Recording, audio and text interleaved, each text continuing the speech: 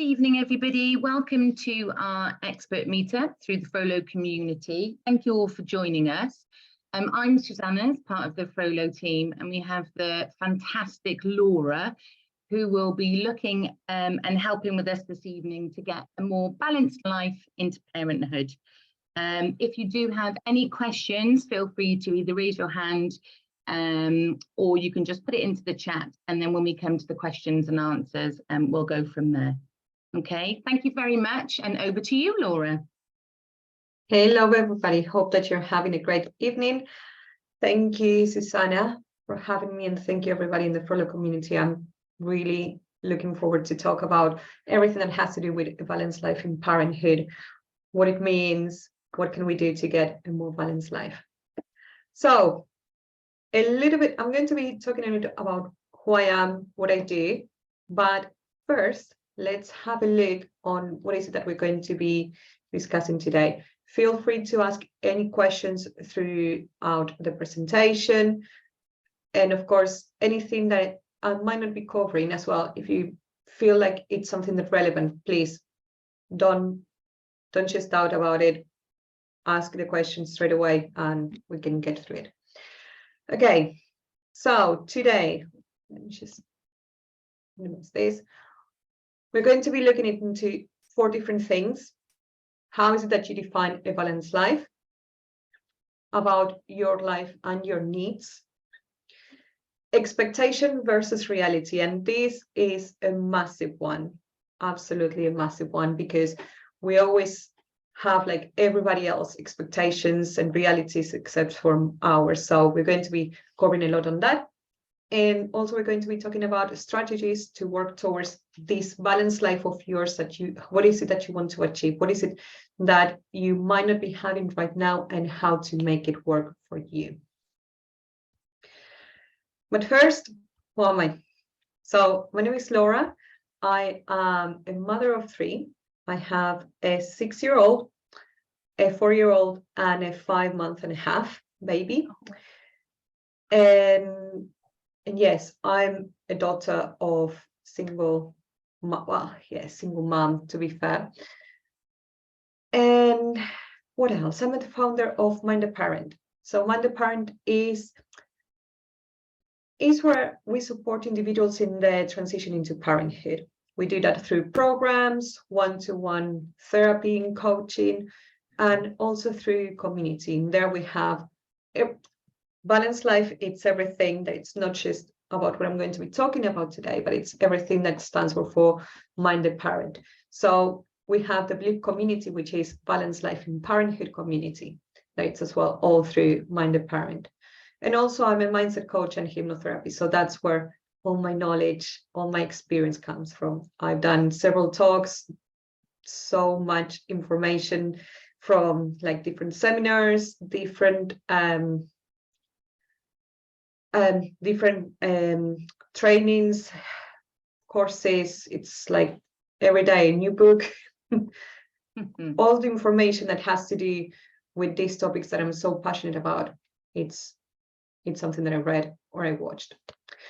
Fantastic. Laura, I'm so sorry to interrupt you a second. I think on the screen, half of some people are saying that they can see half your slide, which I can now. It's changed to half your slide and then half your notes. Would that be okay if we could just sort that for us? Yes. Let me just stop sharing. That's why I wanted to check this. Let me do this again.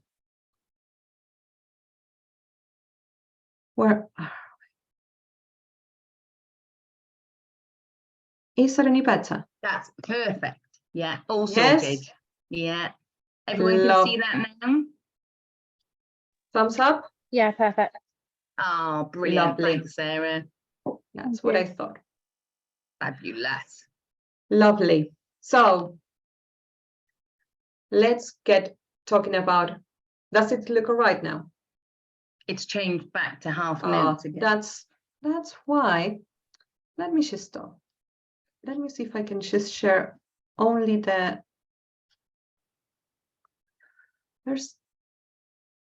It was okay to start off with, and then yes, I know. Okay. There. There, just put it on the big screen. Thank you. There.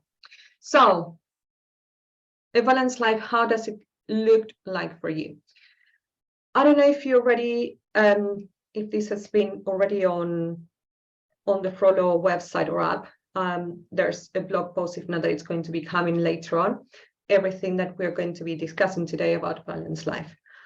And the main thing is that, as it says it, we tend to judge our life as balanced or not by how satisfied the satisfaction that we're getting from it.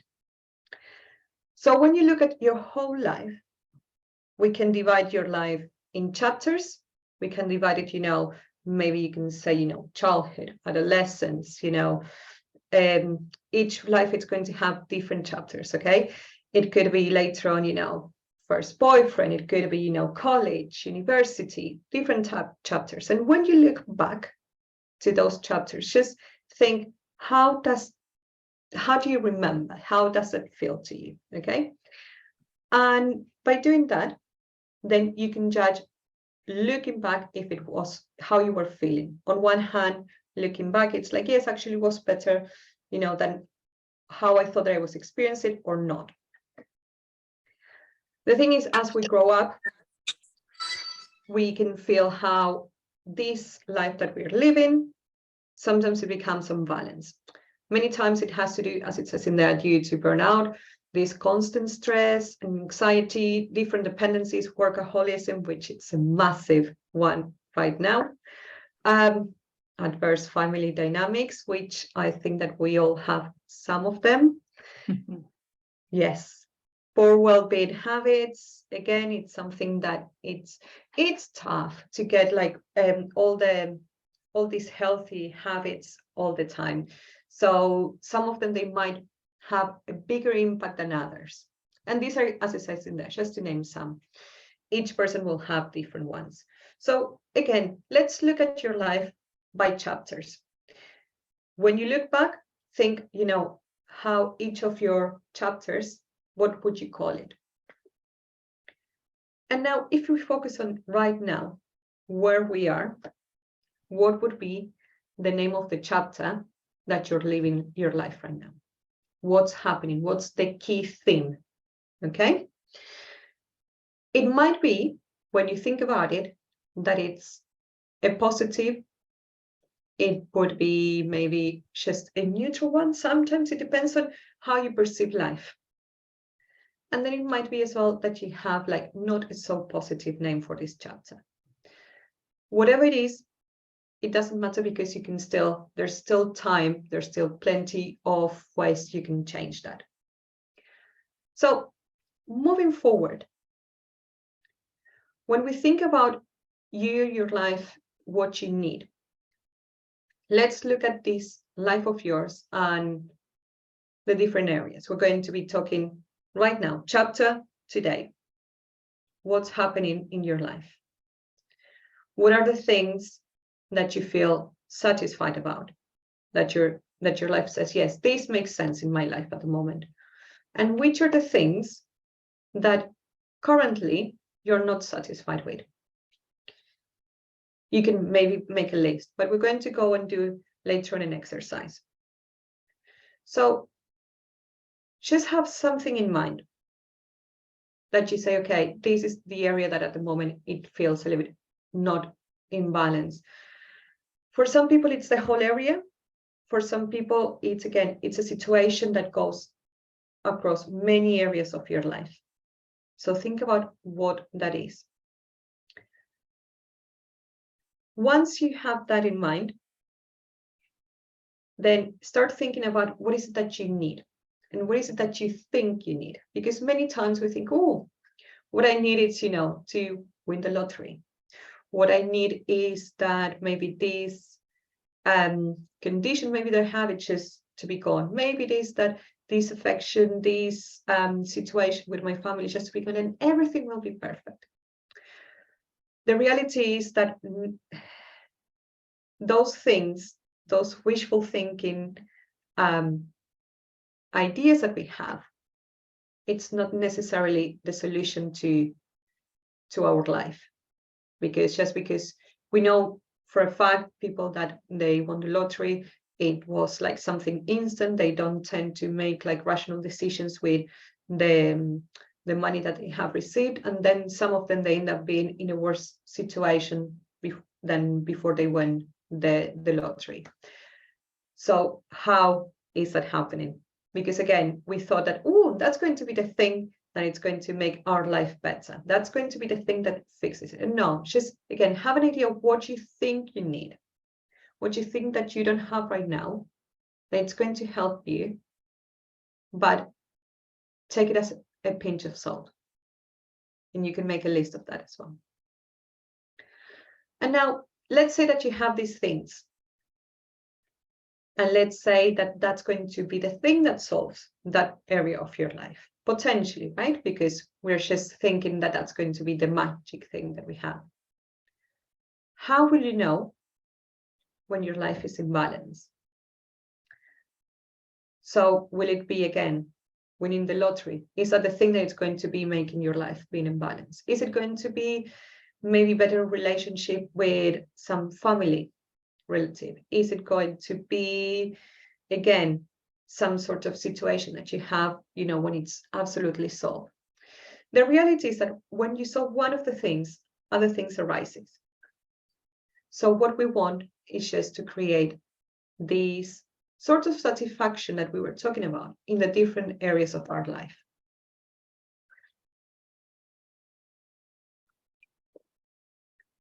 Some of you might have heard of this exercise we're going to be doing right now. If you have, then it's great because you'll know what to do and it's going to be just easier. But bear in mind that this is something that you should be doing. Maybe you want to do it about like twice a year or so, just to evaluate where you are at. And this is the wheel of life. Why? The wheel of life is going to help you to have a clear vision of where you are right now, how you're feeling, how your life looks like. And in order to be able to move forward and say, okay, these are the things that they are not that balanced. So how does it work? The image that you have on your right, that's what we call the wheel of life. It has usually about 8 portions. You can have as many or as little as you want.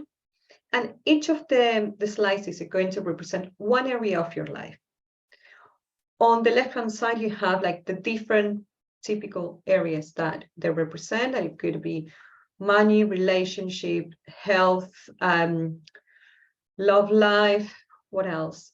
Friendships, mental health, career path, creativity. Again, you can put as many as you want in there. It can be 8, it can be 12, it can be 6, it can be 4. You divide that as many as you need. And what you want is, this is going to have, as you can see, all the different circles. Each of them represent how satisfied you're in that area of your life.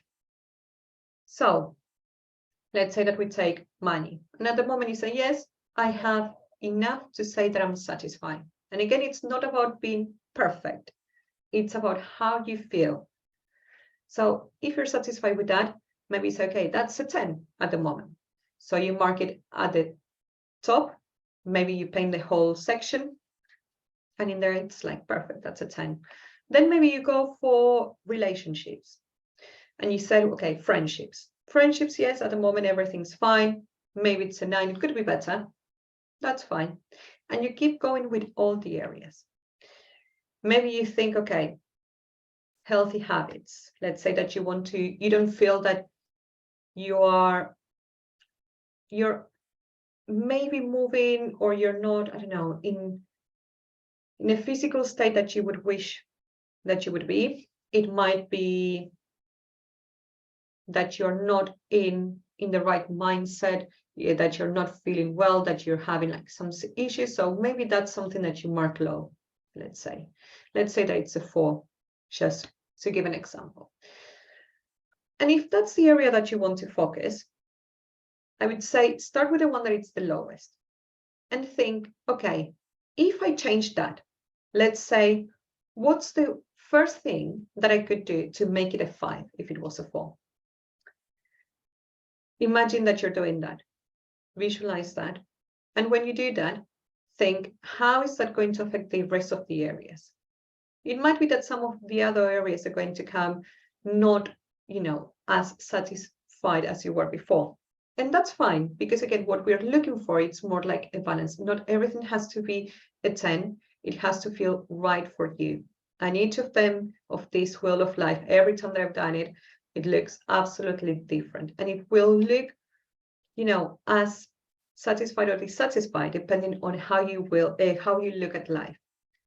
Some people, they might put, a lot of 10s, a lot of 8s, and, maybe some area that it's a little bit low. Some people, they are like, yeah, no, everything needs to improve.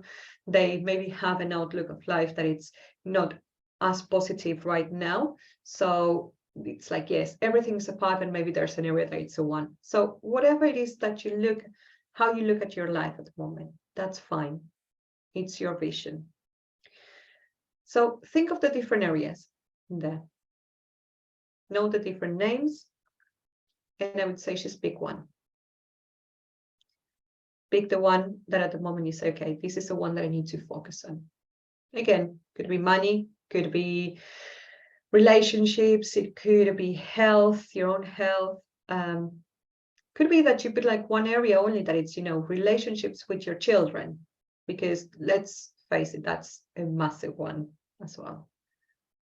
So choose one, the one that you want to focus on.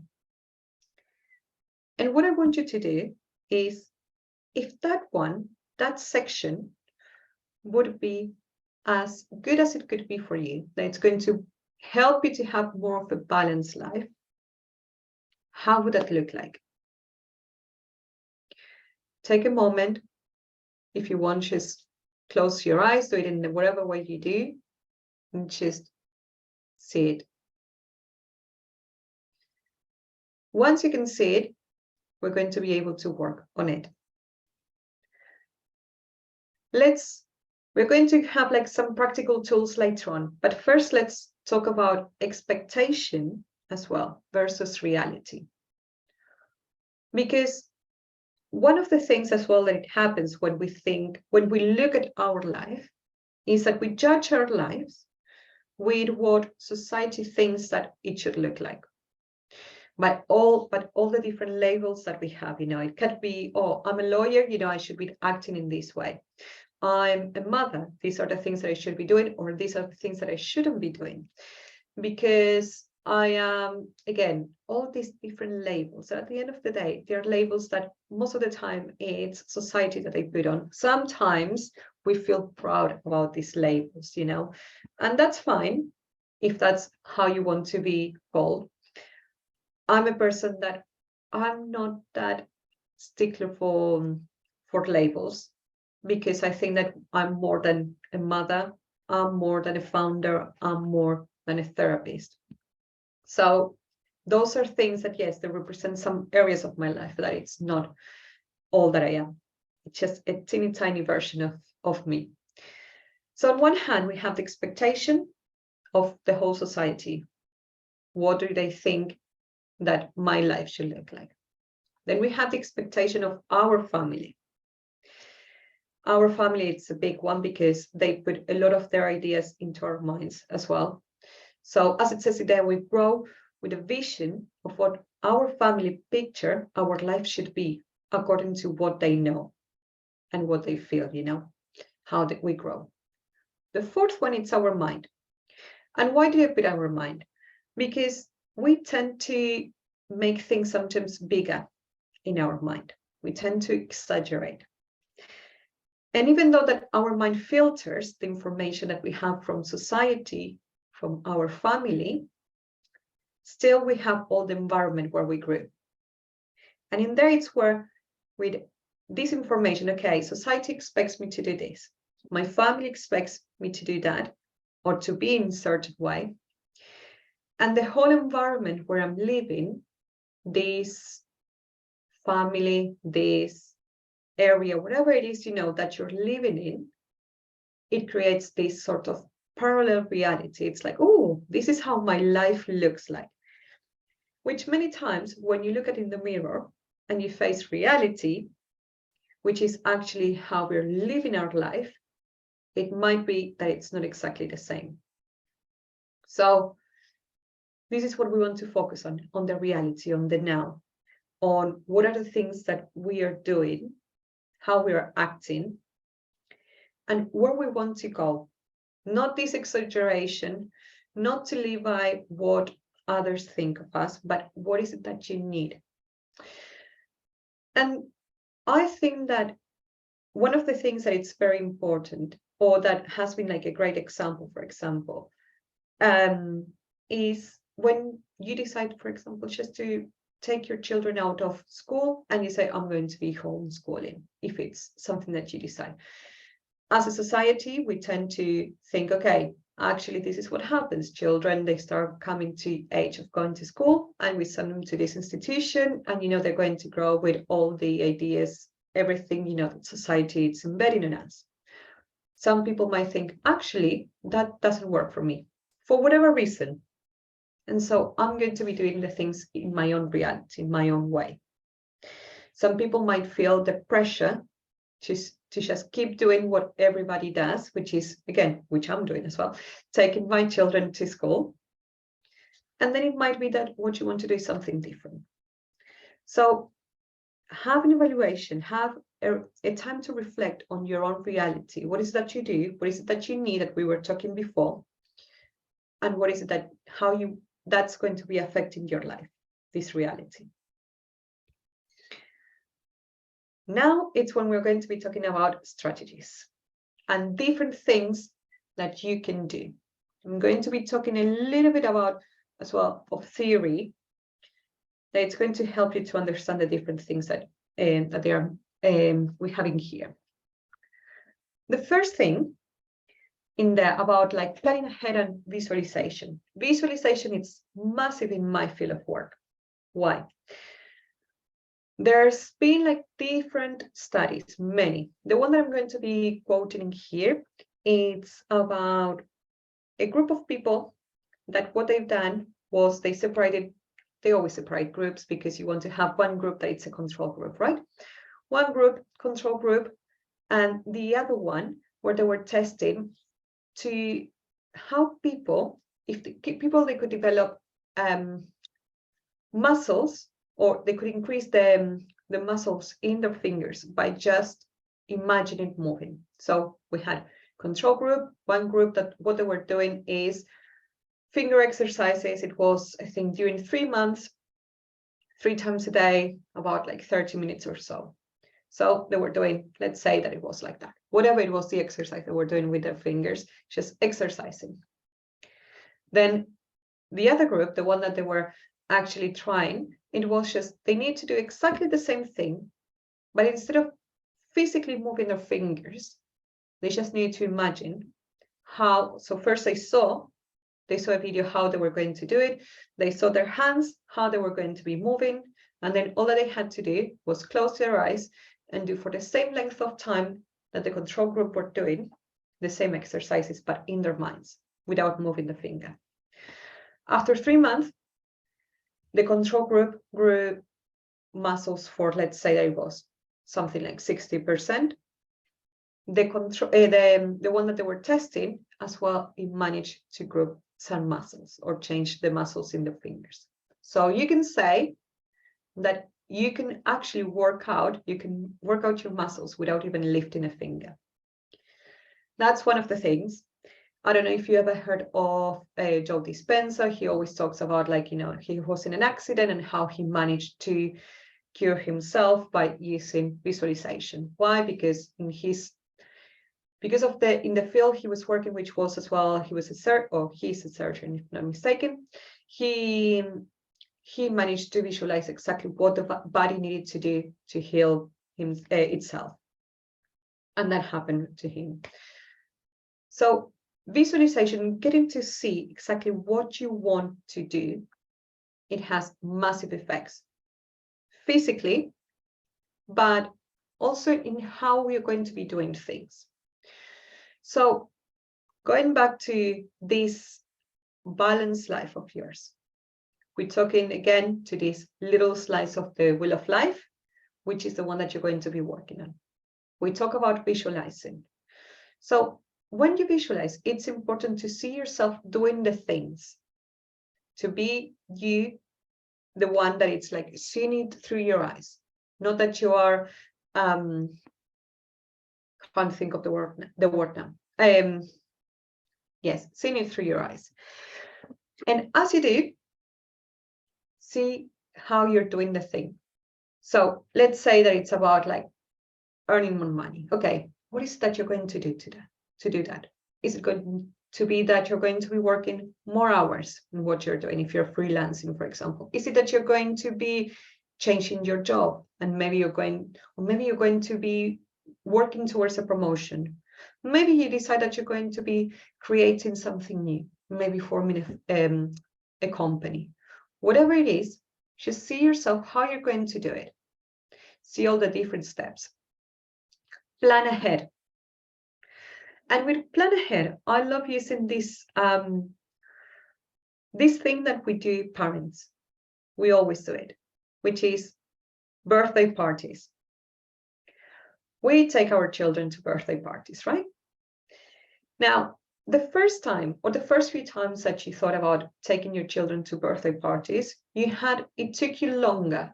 Why? Because you had to think, okay, what is it that you will need to wear, depending on the type of party that it is? Who's going to be there? Do I need to stay? You know, depending on the age, do I need to stay? Is it a drop-off? What am I going to be doing? Depending on your personality, it might be that you feel a little bit intimidated about having, you know, to be sharing these 2 hours talking with people that maybe you don't spend that much time talking with. And yes, it's like present. The gift, it's always as well a subject. You're gifting something, you know, that you think that they're going to like. You ask, you plan ahead. All the little things that it's your child attending to a birthday party. You do it, maybe it might take you how long of that mental time to prepare it. Might be 10 minutes. It might be an hour. It doesn't matter. Whatever it is that you're planning ahead. And then what you do, you go, you buy the present, you get your child dressed to that birthday party, whatever it is that you do it, you take your child to the birthday party, you stay or not, you pick it up, and there you go. You did it. You plan ahead, your child went, had a great time, and that happened. And that happened because you planned it ahead. You saw how you were going to do it. You went ahead and you did it. As you did that, you can do anything else. Because it's about, okay, you didn't know exactly what was going to happen in the birthday party, especially the first few times. But still, you planned it and you made it happen. So why does it mean, or why do you think that you might not be able to do it with other aspects of your life? Yes, you can. It's the same. Think what you want to achieve, how you're going to do it, plan ahead all the different steps, visualize what you're going to need to do, think in your head, and start doing it, and trust the process. Why am I saying trust the process? Because you never know. It might be that you get to the day of the party and then maybe you're not feeling well, maybe your child's not feeling well, something happens that you can't attend, and that's fine. That's fine. It's like you feel bad that you don't get to go, that your child doesn't get to go. But you know that there will be other opportunities to celebrate, to do the thing. So that's what you do. The same with the other aspects of your life. If something happens at the first try, don't get disheartened, because there will be other chances you'll be able to do it. So, willpower. Willpower is a muscle. Excuse me. It's a muscle that can get very tired. So, if you have read a book before, Eat the Frog, that's what you do. You eat the frog first. You do that thing that it's going to be the thing that it's the hardest to do at the beginning, so that you don't have to think. So if you plan ahead, you already know what you're going to be doing. In the morning, for example, you start doing the thing that it's the hard thing. And so you get to you help out yourself. That's what you're doing by planning ahead. It's like you don't set yourself for failure, and you make it your own reality because, again, you're doing it. What I put in there about work on your future today, that's a little framework that I use, and it has to do with everything that I'm saying here. What is it? Before you go to bed, try to take 5 minutes. It doesn't take even that. The first time, maybe 5 minutes. Later on, it's going to take you less than that. Before you go to bed, 5 minutes, you close your eyes and you think, okay, what am I going to be doing tomorrow? So you write down maybe the things that you're going to be doing tomorrow.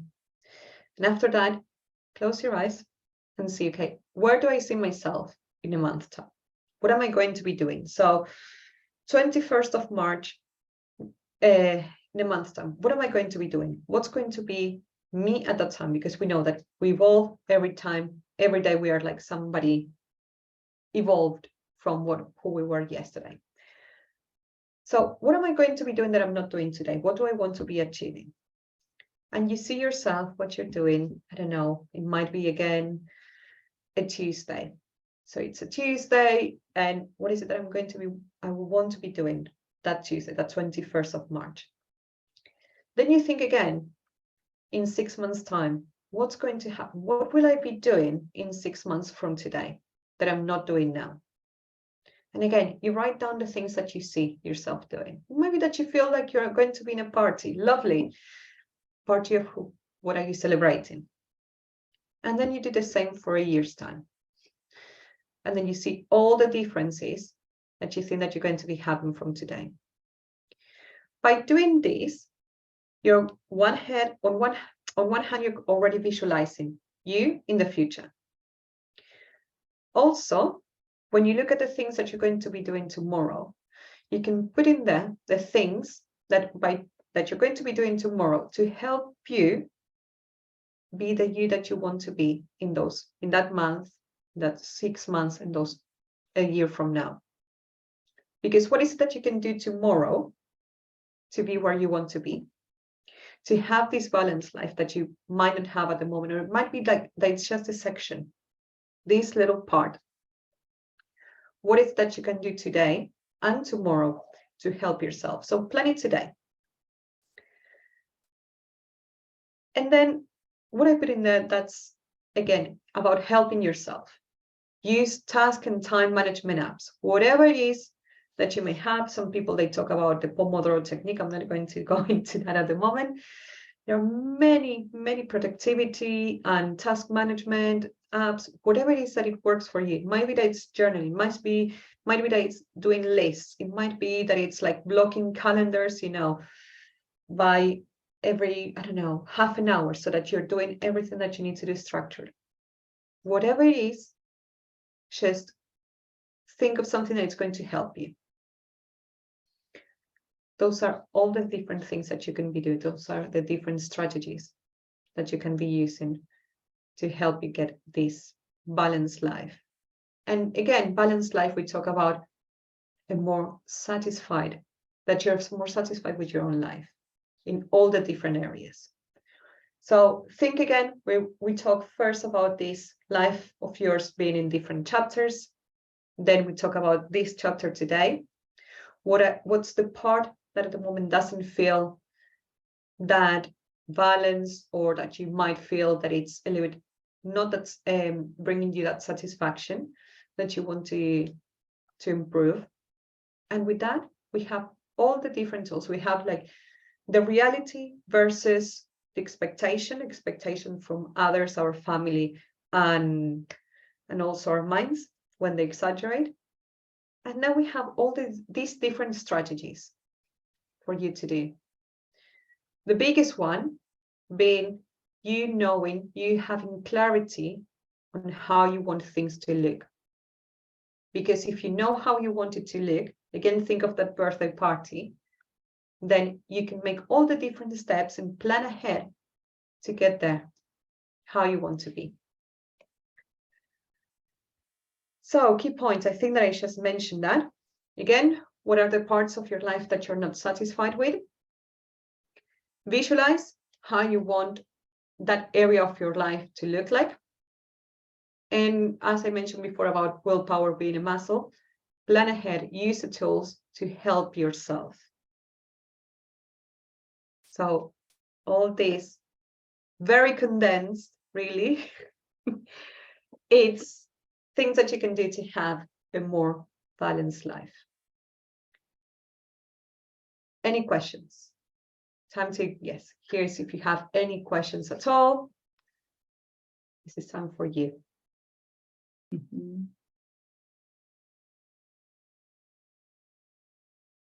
Oh, okay.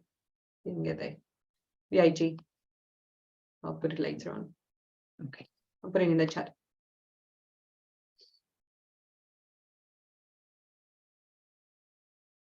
Okay, so does anybody have any questions they'd like to put forward to Laura? You can either put the question in the chat, or feel free to unmute yourself and ask away. That's no problem whatsoever. And let me know if anything that I mentioned doesn't make sense to you, or if you think that you might struggle with any of those different tools, techniques. I hope that that has been clear, you know, the different things that you can do to actually help yourself. I think that's the hardest thing though, isn't it? So as being a single parent, I know and how for me that I felt when I was married, I had somebody else to balance off and have a better balance with life. But I feel that then when you're a single parent, particularly if you are the one that generally has the children, because it's not always shared, you don't really get the balance right then, and it takes a while for it to sort of feel any balance whatsoever because of all of the things that are thrown into yourself, really. Definitely, especially at the beginning, there's a lot of stress. There's a lot of stress, this unknown thing, you know, how am I going to be doing it?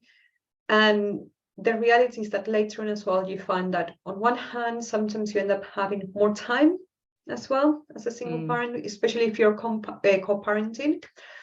And then it's also as well how it can be, you know, the responsibility. There's like different parts. On one hand, at the beginning, it's like the hardest, and then you get used to, and there are like other areas as well, you know, to work more. Maybe again, it could be more relationship. It could be depending on how things ended, you know, there can be like some sort of trauma, some sort of hurtful feelings, you know, to be able to move forward. So absolutely. Yes. Sarah's asked the question, can you suggest any productivity apps? I've got an Alexa and she's like my personal assistant for great reminders. They are brilliant, aren't they, Alexa? Yes. So do you have any suggestions for any apps? Well, apps that I love using are Notion. Notion, it helps me to organize. It's like my brain dump. But also I have been starting to use one that is called ClickUp, because that one helps more, not just with productivity, but also as well with reminders, with different things. And yes, I use it for work. I mean, everything that I use for work, I use it for my personal life. So Notion is the one that it's been my brain dump to get all my ideas organized. And then ClickUp as well. I'm starting to maybe move from Notion to ClickUp because it's more visual as well. Oh, fab. Because that's good, isn't it? Click, like mouse, ClickUp. ClickUp. Yes. That's the one. And also Sarah thought and really liked your 5-minute visualization before bed. Yes, that's great. And trust me, at the beginning, it might take 5 minutes, but then when you start doing it every day, it just takes 2 minutes. And the idea of that behind as well, I tend to write it down, because when you write it down, also your mind, it's like taking in what you're thinking, but also seeing what you're writing. So there are 2 different senses in there saying, okay, this is what I want to do. This is what I want to achieve. And I think that's right, isn't it? Because I've got a notebook pad next to my bed, and I have one in my kitchen. And that's what I do if I'm in there and I think of something, whether it's good, bad, or indifferent, and I jot it down, and I find that really kind of helps me offload, really. Yes, yes. And there's another comment in there from Sarah saying, thank you, I definitely have a lot to think about. I'm interested in knowing more about what subject headings people focus on for the Wheel of Life in order to find a good life balance. It's so personal, that very, very personal. For some people, it's more, it depends on where you are at the moment. Some people, it's more focused about relationships. Many people, they focus right now as well on money, but the reality is that when people, they want to focus on money, I always say, okay, what do you want the money for? Because money, at the end of the day, it's a medium to get some things. And we think that the more money we get, the happier we're going to be. And that's not the reality. Sometimes we want more money because we want to go maybe on family vacations. Maybe we want more money because we want to, I don't know, buy a house. Maybe we want more money so that we can spend it on something that we're not spending it right now. But if you have an idea of, if it's money, the issue, let's say, then what would you be spending that money on right now if you had it? And think how to get those things done. If it is on holidays, well, if that's what you want, go on more holidays. Okay, maybe you don't need to go, on the luxurious holidays all the time. You can go maybe on like on more budget ones, but who are you going to go with? Who do you want to spend that time with? So when people say money, it's not really about the money, it's about the things that they want to do with money. So think about that. If it's about relationships, is it something that it's lacking? Is it something that it's not working? So it's a particular issue with a person, or is it something that you want more in your life? Maybe it's that you want more social activities with friends. Again, it's very personal. It might be that it's about children as well. It might be, that you feel that you're not that connected with your children. It might be that now you have teenagers, and you start to feel that sort of almost emptiness because you're not feeling as influential as you were feeling before. It's extremely, maybe it's career, how to progress, how to get to do what you want to do, especially when people have like young children. That time, it's like a limited resource at that time. That's when you start thinking, okay, I want to work in something that's going to make the difference in my life, because if I'm going to be spending time away from my young children, it needs to be something that it's worthwhile. So it really depends. And then Rachel, I think a lot of difficulty as a single parent is working out what you do actually want. It is also hard to visualize the steps involved in making big changes when you know you'll have to do all the work on your own.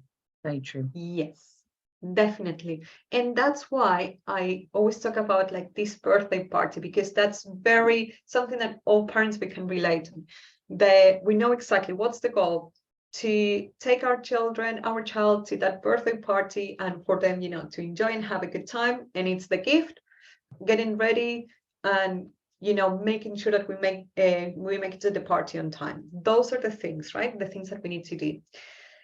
However, with our own life, it's hard sometimes when you don't know really what you want.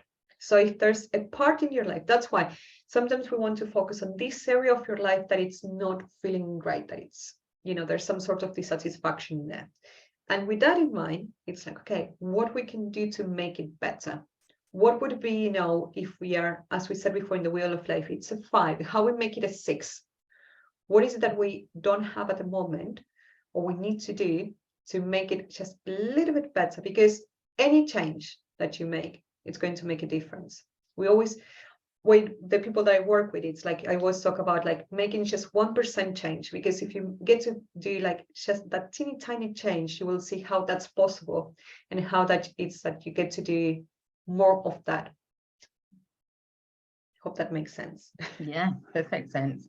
It is just very hard, and particularly like you were saying at the beginning, because there's so many emotions of everything, to start getting a plan, because you sort of have to prepare yourself and be very ready for being a single parent, and none of us generally are, unless it's by choice. So sometimes then it takes a little while to get sort of like everything all in order, and to discover what it is that you want, because your life has changed to how it was and you thought it was before, I guess. So that's always quite a big thing too, I find. And the thing as well is that when first we become parents, whether we like it or not, our identity changes. And this is going to come all along with these values that we had before becoming parents, with the values that we have now. And then when we become single parents, that's when, again, we shape those values again. And we talk about, again, this label that I was talking before, right? We shape those values again. They might be that we had, this perfect family, the nuclear family that society thinks. And it might be that it's not what we wanted. It might not be that it's what it worked for us. Whatever it is, it's about, refinding yourself and this new identity of yours. Absolutely. It really is. Thank you, everybody, for your questions so far. For the last few minutes, does anybody have anything else they would like to ask the wonderful Laura this evening?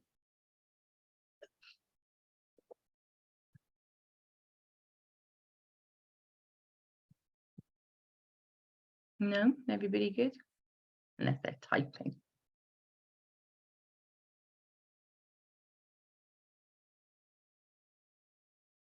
I guess as well, just one other little thing from myself really is that when you said, like, how will you know when your life is in balance?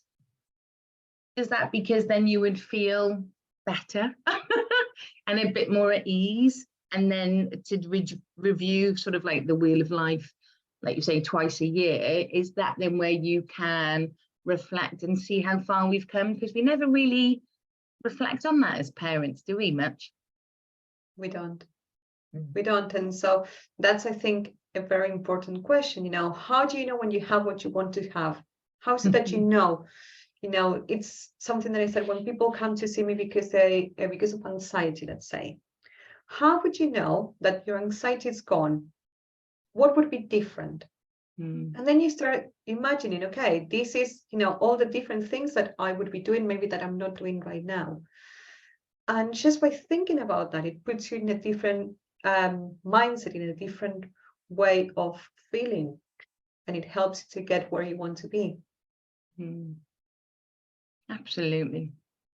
Lots of food for thought there, isn't there? Definitely so. Oh, there really is, Kez, absolutely. So much to think about. It's great, isn't it, to be able to have Laura join us this evening to give us a different way of thinking and to see how we can. Oops, Sarah has a question. Do you have any tips on how to accept the things you can't change? Life as a single parent has lots of those moments, and are there ways to get more content with those things? I think that it's about, thinking you are where you're at the moment, and it might not be where you want to be, but it's where you are, and you're having everything that you need to make this work. You have done it up until now. So why is it that you're not going to be, making it through, let's say? You have done it all the way up to here, every single day.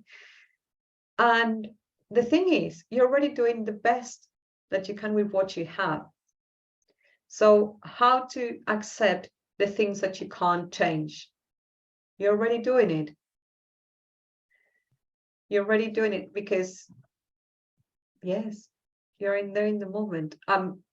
Unless you're like acting against something, that it's happening, whether you want it or not, you're already living it. And all that it's going to take, it's for you to say, I accept it, and then it's going to make like a click in your mind at some point, and it's like, this is it.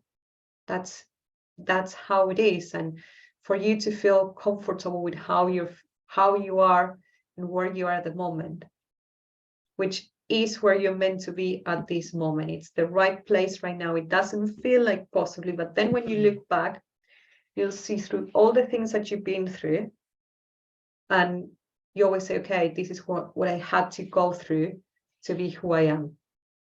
And it can be so painful, I know, and so hard. But you are doing it. You're already doing it. Absolutely.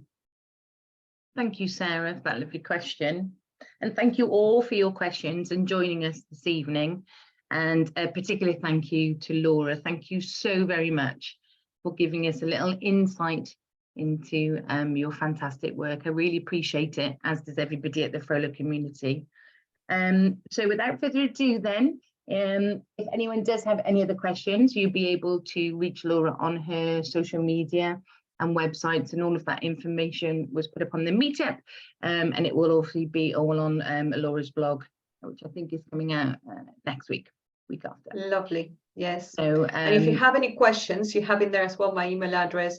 Feel free to drop me a line, or as well, I do offer the free 30 minutes consultation. Book one and we can go through all the questions that you have.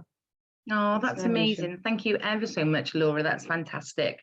Well, thank you all very, very much, and have a really great evening, and we'll catch up with you soon. Good night, everybody. Thank you, everybody. Thank you for having me.